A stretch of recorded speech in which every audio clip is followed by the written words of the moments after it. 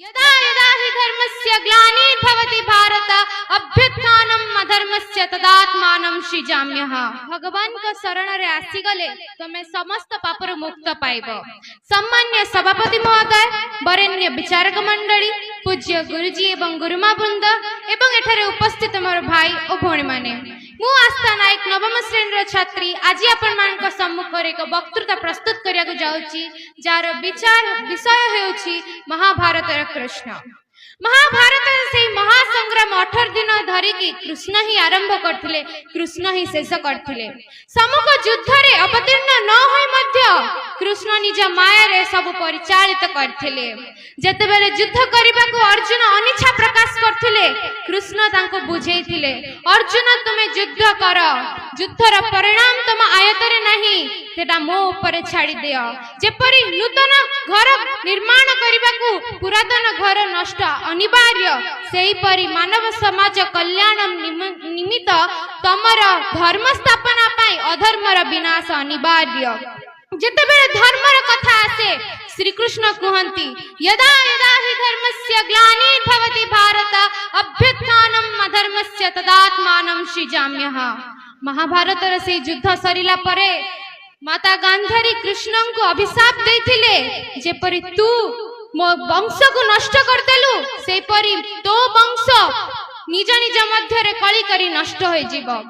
युद्धर वास्तविक रूप देखियाकू श्री कृष्ण माता गांधारी को रणभूमि को नहीं जाइथिले।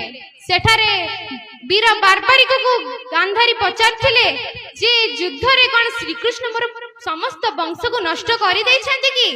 सेतेबेले बारबारिक कहिथिले, तुम 100 पुत्र किए, द्रोण किए, मु जानि नाही, मु देखिथिली केवल श्री कृष्ण ही रणभूमि रे सब किछि करुथिले। से निजको प्रहार करथिले, प्रतिघात मध्य करथिले एवं आहत मध्य होथिले।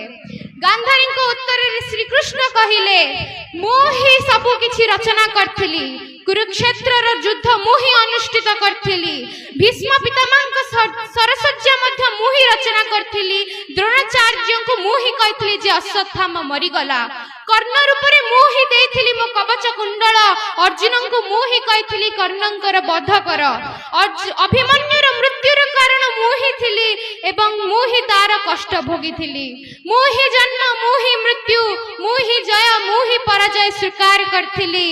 एही युद्ध रे जदि कि सबुठारु कष्ट अनुभव करछि से होछि मु।